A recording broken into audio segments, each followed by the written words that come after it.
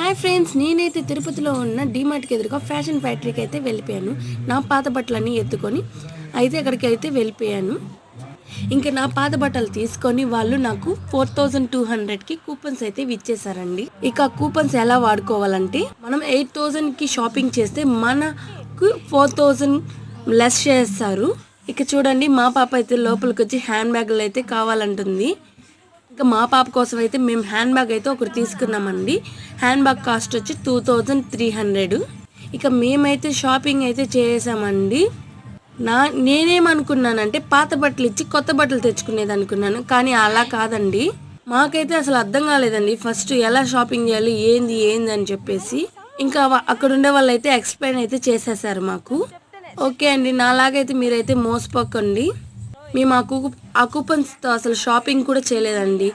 Okay friends, bye. Next video watching.